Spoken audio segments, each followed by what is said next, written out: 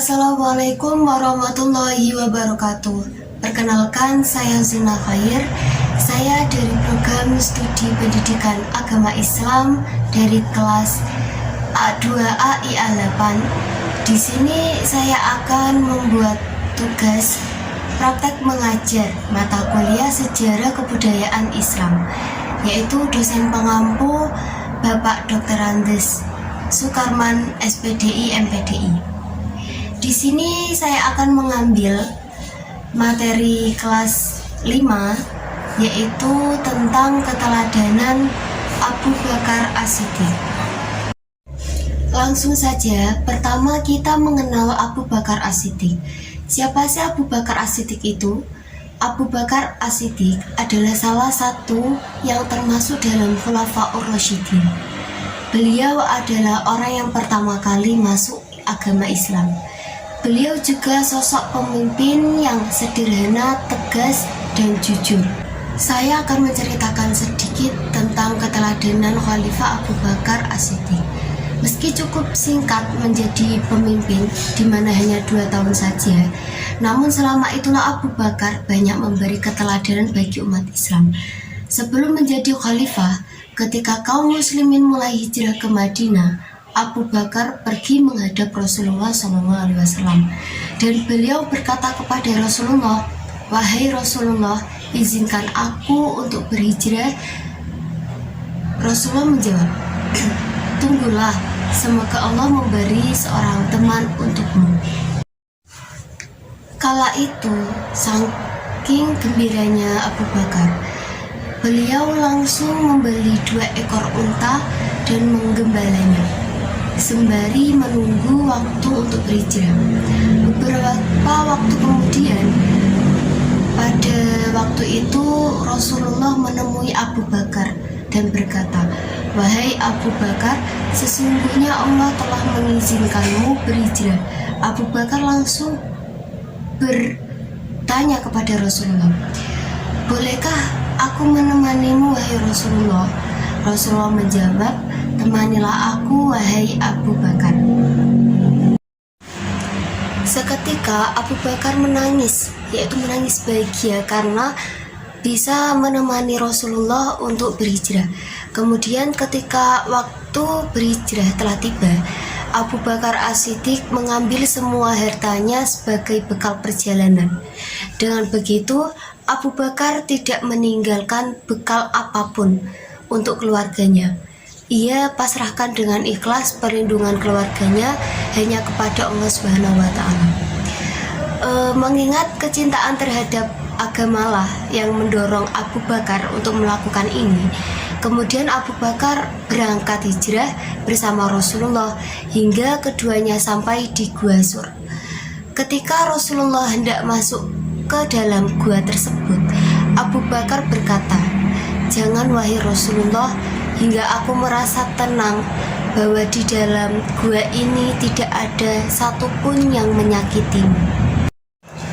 Oleh karena itu, Abu Bakar masuk ke dalam gua tersebut dan segera memeriksa seluruh isi gua dengan seksama, hingga dia yakin bahwa gua tersebut aman tanpa ada gangguan apapun. Abu Bakar kemudian menyubek sedikit bajunya dan menyumpal lubang yang ada di gua tersebut. Setelah keadaan benar-benar sudah aman, barulah Rasulullah boleh memasuki gua tersebut. Rasulullah lalu menanyakan perihal tentang baju Abu Bakar yang disobek tadi. "Aku khawatir engkau terkena sesuatu, Rasulullah," jawab Abu Bakar. Beberapa saat setelah itu Rasulullah tidur dan meletakkan kepala beliau di atas paha Abu Bakar. Akan tetapi Abu Bakar melihat sebuah lubang dan ia tutupi dengan kakinya hingga tidak ada satupun yang akan menyakiti Rasulullah.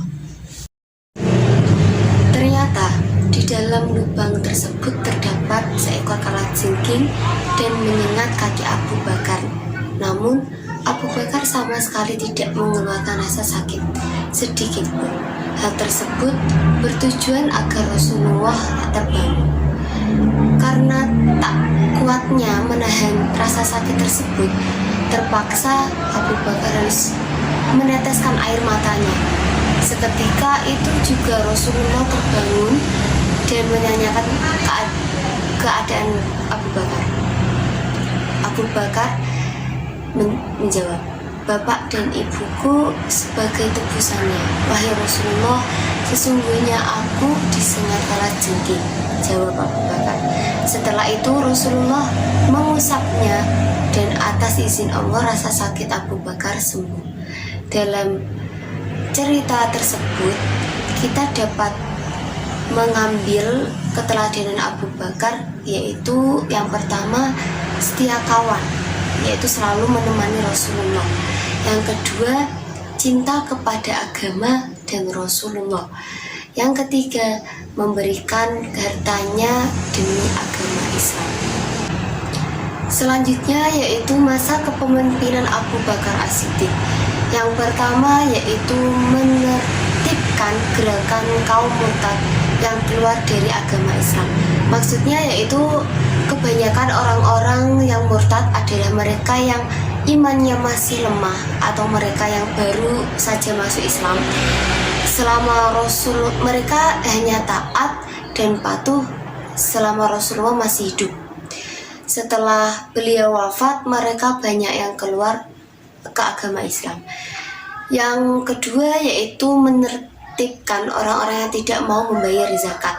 Sementara itu sebagian kaum muslimin ada yang enggan membayar zakat karena mereka menganggap zakat sebagai pajak, sehingga mereka tidak mau membayar zakat. Yang ketiga yaitu menumpas gerakan nabi palsu. Gerakan nabi palsu sebenarnya sudah muncul pada saat Rasulullah masih hidup. Gerakan ini semakin meningkat di masa Khalifah Abu Bakar. Tokoh nabi palsu diantaranya adalah Musalamah Al-Kadzab dari Bani Hanifah dari Al-Yamamah. Selanjutnya yaitu Al-Aswad Al-Ansi dari Yaman, dan selanjutnya yaitu Tulaiha ibnu Khuwailid dari Bani As'ad. Yang terakhir yaitu membukukan Al-Quran.